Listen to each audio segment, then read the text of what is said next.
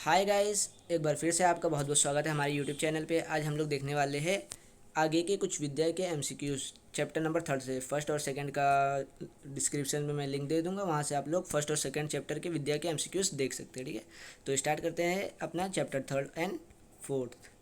तो MCQ start करते हैं विद्या का। सबसे पहला जो क्वेश्चन है हम लोग का वो है, सतह की ज्यामितीय अनियमितताओं यानी कि इरेगुलरिटी जियोमेट्रिकल इरेगुलरिटीज़ को मशीनन क्रियाओं के आधार पर कितने भागों में वर्गीकृत किया गया। तो ये 5 भागों में क्लासिफाइड किया गया। नेक्स्ट देखते हैं कि किस श्रेणी में अनियमितता तब उत्पन्न होती है जब चिप को कारखंड से अलग करते समय कारखंड टूट जाता है। कहने का मतलब है कि अगर हम लोग चिप्स को वर्कपीस से अलग कर रहे हैं, ठीक है, तो वहाँ पे क्या हो गया कि जो इरेगुलरिटीज जनरेट हुई वो चिप्स को वर्कपीस से अलग करने वक्त हुई। तो ये कौन सी श्रेणी में आता है? तो इसको हम लोग 4th श्रेणी में भेजते हैं। ठीक है, नेक्स्ट देखते हैं। नेक्स्ट है कि किस सतह का वह भाग जो सीमाओं द्वारा सतह के अन्य भाग से अलग होता है।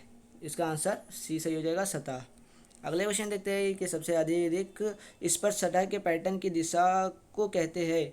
तो इसका आंसर आपने सिंपली बुक में पढ़ा होगा, ले कहते हैं। ठीक है, क्योंकि वही सबसे स्पर्श सतह की दिशा होती है सरफेस टेक्सचर में। नेक्स्ट क्वेश्चन है कि सतह की किस काट का आकार है। जो सतह की किसी काट का आकार कहलाता है, क्या कहलाता है? प्रोफाइल सिंपली कहलाता है। अगले क्वेश्चन देखते हैं, निम्न में से कौन सी विधि से सतत रुक्ष्मता की गणना की जाती है। तो रुक्ष्मता अगर हम लोग सरफेस रफनेस निकालना है तो उसके लिए तीनों ही विधि एप्लीकेबल है। ठीक है, तो ये इसका आंसर डी सही हो जाएगा।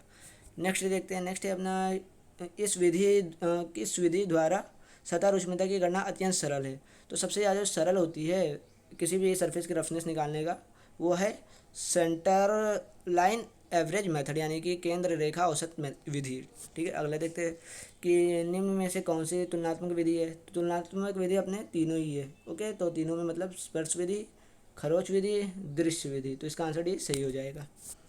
आगे की तरफ बढ़ते हैं। अगला क्वेश्चन अपना है कि कौन सी विधि से सतह पर विभिन्न कोणों के प्रकाश आपतित कर उनके चित्र खींचे जाते हैं। तो इसका आंसर ए सही रहेगा, सतह फोटोग्राफी विधि से, क्योंकि इसमें अलग अलग दिशाओं से लाइट प्रकाश जो है अलग अलग कोण से डाले जा रहे हैं सरफेस पे। ठीक है, अगला देखते हैं कि निम्न में से परिमाणात्मक विधि कौन सी है। तो सबसे ज़्यादा जो परिमाणात्मक विधि है, यूजेबल विधि है, वो स्टाइलस विधि हम लोग करते हैं। ठीक है, अगला देखते हैं। अगला है कि सतह की बनावट मापने के लिए यह विधि अत्यंत उपयुक्त है। तो अगर सतह की हम लोग को बनावट मापना है तो उसके लिए जो सबसे बेस्ट विधि है वो है स्टाइलस विधि। स्टाइलस विधि में मतलब हम लोग को अच्छे से समझ में आ सकता है। ठीक है, कि कितना मेजरमेंट हम लोग ले रहे हैं, कितना नहीं। ठीक है, अगले क्वेश्चन पे आते हैं।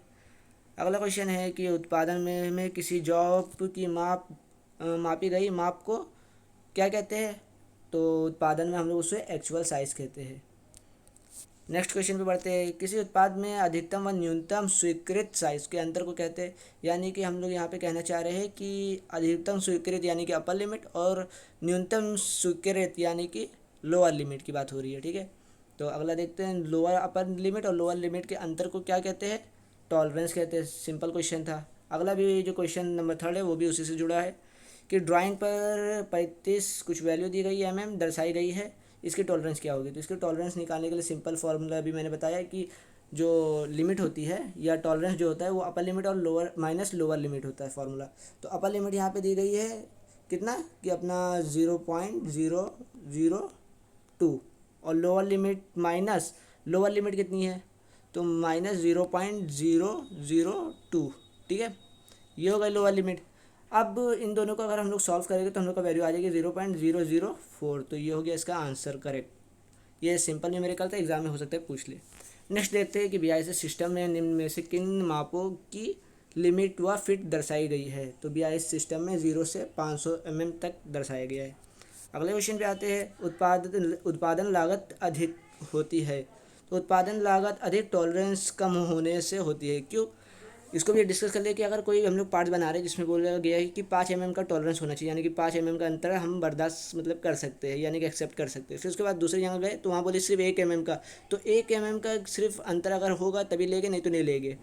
तो इसका मतलब क्या होगा कि हम लोग को वहाँ पे काम भी बहुत बारीकी से करना पड़ रहा है, जिस वजह से टॉलरेंस क्योंकि कम है तो काम बारीकी से होगा, बारीकी से होगा तो जो लागत उत्पादन वो अधिक हो जाएगी।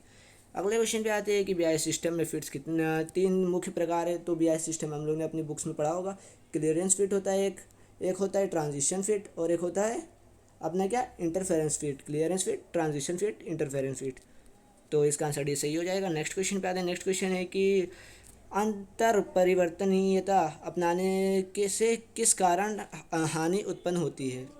तो इसमें कहने का मतलब है कि इंटरचेंजेबिलिटी अगर हम लोग अपना रहे, एक जैसे कई पार्ट दिख रहे बना रहे हैं हम लोग कि उसको इंटरचेंज कर सकते हैं आपस में, तो किस तरह की हम लोग को प्रॉब्लम क्रिएट हो सकती है। तो इसका आंसर सी सही होगा। क्या कि परस्पर मिलने वाले दोनों के पार्ट्स बदले जाते हैं, यानी कि जो पार्ट्स होते हैं वो दो हम लोग एक साथ दो या और रखे तो आपस में वो बदलने के चांसेस ज़्यादा है, तो ये प्रॉब्लम हम लोग को क्रिएट करना पड़ता है उसमें। ठीक है, तो इसी के साथ आज की कंप्लीट ये भी है। सो चैनल अगर आपको अच्छा लगा हो तो लाइक शेयर एंड सब्सक्राइब करना ना भूलें। और अगर आपको इसकी पीडीएफ चाहिए होगी तो आप लोग टेलीग्राम ज्वाइन कर सकते हैं, और अगर कोई भी डाउट हो तो आप पूछ भी सकते हैं। Thank you guys.